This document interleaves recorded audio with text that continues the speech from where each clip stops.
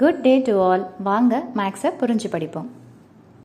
NCERT syllabus 9th standard chapter 6ல lines and angles exercise 6.1ல first sum என்ன கொடுத்துருக்காங்கன்னு பார்த்தீங்கன்னா, ஒரு டயக்ராமை கொடுத்துட்டு அதில் இத்தனை செட் ஆஃப் ஆங்கிள்ஸ் எதுன்னு சொல்லிட்டு கொடுத்துட்டு எதை கேட்குறாங்க அப்படின்றத நம்ம பார்க்கணும். ஸோ ஃபர்ஸ்ட் அந்த டயக்ராம் எப்படி இருக்குதுன்னு பார்த்தீங்கன்னா, ஆங்கிள் AOC, அதாவது இந்த ஆங்கிளையும் ஆங்கிள் BOE, ஓகேங்களா. ஸோ இந்த ஆங்கிளையும் ஆட் பண்ணால் என்ன இருக்குதுன்னு பார்த்தீங்கன்னா 70 டிகிரி. ஸோ இப்போ நம்ம என்ன பண்ணலாம்னு பார்த்தீங்கன்னா, இதில் அப்படியே ஒரு டயக்ராம் நம்ம இப்போ ஆங்கிள் வரைஞ்சோன்னா இது எல்லாம் சேர்ந்து என்னவா மாறிடுதுன்னு பார்த்தீங்கன்னா ஒரு ஸ்ட்ரெயிட் ஆங்கிளுக்கு உண்டான ஆங்கிள், தட் இஸ் 180 டிகிரியாக மாறும். ஸோ நான் என்ன பண்ணுறேன் அப்படின்னு பார்த்தீங்கன்னா, ஆங்கிள் AOC இருக்குது இல்லைங்களா. ஸோ அப்போ அந்த ஆங்கிள் AOCயை ஃபஸ்ட் எடுத்து எழுதிக்கிறேன். ஸோ இது எல்லாமே கிவன் கொஸ்டினில். ஸோ நம்ம சொல்யூஷன் எப்படி ஸ்டார்ட் பண்ண போகிறோம்னு பார்த்தீங்கன்னா, ஆங்கிள் AOC இது, அதே மாதிரி பார்த்தீங்கன்னா COE இதை எடுத்து ஆட் பண்ணிக்கிறேன். ஸோ ஆங்கிள் COE ப்ளஸ் அடுத்தது என்ன ஆங்கிள் இருக்குதுன்னு பார்த்தீங்கன்னா EOB, அல்லது உங்கள் புக்கில் பார்த்தீங்கன்னா எப்படி கொடுத்துருப்பாங்கன்னா BOE. ஸோ அப்போ ஆங்கிள் BOE இது எல்லாத்தையும் ஆட் பண்ணால் அது ஒரு ஸ்ட்ரெயிட் லைனுக்கு உண்டான ஆங்கிள், தட் இஸ் 180 டிகிரின்னு சொல்லிட்டு கிடச்சிரும். இப்போது நமக்கு எதையும் ஆட் பண்ணி கொடுத்துருக்குறாங்க, AOC அண்ட் BOE. இதை ரெண்டுத்தையும் ஆட் பண்ணால் என்ன இருக்குதுன்னு அவங்களே கொடுத்துருக்குறாங்கன்னு பார்த்தீங்கன்னா 70 டிகிரி. ஸோ இதை ரெண்டுத்தையும் சேர்த்தா 70 டிகிரி ப்ளஸ் அப்போ மீதி என்ன ஆங்கிள் இருக்குதுன்னு பார்த்தீங்கன்னா COE இஸ் ஈக்குவல் டு என்னன்னு பார்த்தீங்கன்னா 180 டிகிரி. ஸோ நமக்கு என்ன தேவை அப்படின்னு பார்த்தீங்கன்னா COE தேவை இல்லைங்களா. ஸோ அப்போ COEயை மட்டும் இந்த பக்கம் வச்சுக்கோங்க. அப்போ 180 டிகிரி ப்ளஸ் 70 அடுத்த பக்கம் போச்சுன்னா -17 வரும். ஸோ நம்ம கண்டுபிடிக்க வேண்டிய COEயை என்ன அப்படின்னு பார்த்தீங்கன்னா 180ல் 70 போச்சுன்னா என்ன கிடைக்கும் அப்படின்னு பார்த்தீங்கன்னா 110 டிகிரி. ஆனால் நம்ம கொஸ்டினில் COEயை கேட்கல, என்ன கேட்குறாங்க, reflex of angle COE.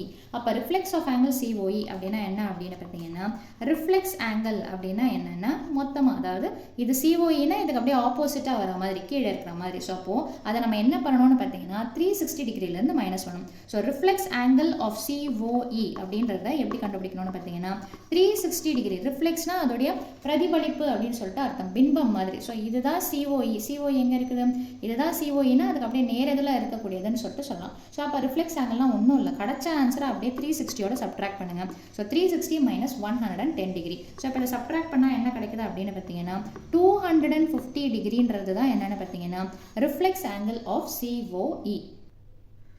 So அடுத்தது என்ன அப்படின்னு பார்த்தீங்கன்னா, நம்ம கண்டுபிடிக்க வேண்டியது COE ரிஃப்ளெக்ஸ் ஆங்கிளை கண்டுபிடிச்சிட்டோம். இப்போ என்ன கேட்குறாங்க, BOE அது எங்கே இருக்குது. ஸோ BOE இது இங்கே இருக்குதுங்களா. ஸோ இப்போ இதை நம்ம எதை வச்சு ஆட் பண்ணலாம் அப்படின்னு பார்த்தீங்கன்னா, நமக்கு BOE தெரியும் ஓகேங்களா. ஸோ அதுக்கு அடுத்தது என்ன அப்படின்னு பார்த்தீங்கன்னா, கேள்வியில் என்ன கேட்குறாங்க, BOE தான் கேட்குறாங்க. ஸோ அப்போ என்ன அப்படின்னு பார்த்தீங்கன்னா BOE நமக்கு தேவை. என்ன நமக்கு தெரியும் அப்படின்னு பார்த்தீங்கன்னா COE தெரியும்.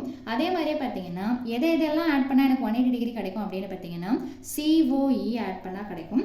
அதே மாதிரியே பார்த்தீங்கன்னா கொஸ்டினில் BOD கொடுத்துருக்குறாங்க இல்லைங்களா. ஸோ நம்ம எதை எடுத்துக்கணும்னு பாருங்கள், COE நம்ம கண்டுபிடிச்சிட்டோம், BOE கேட்குறாங்க, BOD கொடுத்துருக்குறாங்க. அப்போ இந்த ரெண்டாவதாக நான் போட்டிருக்கக்கூடிய இந்த ஆங்கிளை பாருங்கள். அப்போ என்ன ஸ்ட்ரெயிட் லைன் வருது, CD ஸ்ட்ரெயிட் லைனுக்கு அது ஒரு 180 டிகிரி ஃபார்ம் பண்ணக்கூடிய ஆங்கிளாக இருக்குது. ஸோ அதை நம்ம எப்படி எடுத்து எழுதலாம்னு பார்த்தீங்கன்னா, ஸோ ஆங்கிள் COE ஓகேங்களா, இது ரெண்டாவதாக கண்டுபிடிக்கிறதுக்கு ஆங்கிள் COE. அடுத்தது பார்த்தீங்கன்னா ஆங்கிள் BOE ஓகேங்களா. ஸோ இப்போ ஆங்கிள் BOE அடுத்தது பார்த்தீங்கன்னா என்னது, இந்த ஆங்கிள், அடுத்தது இந்த ஆங்கிள், அடுத்தது இந்த ஆங்கிள். இந்த ஆங்கிள் என்ன இருக்குது, BOD.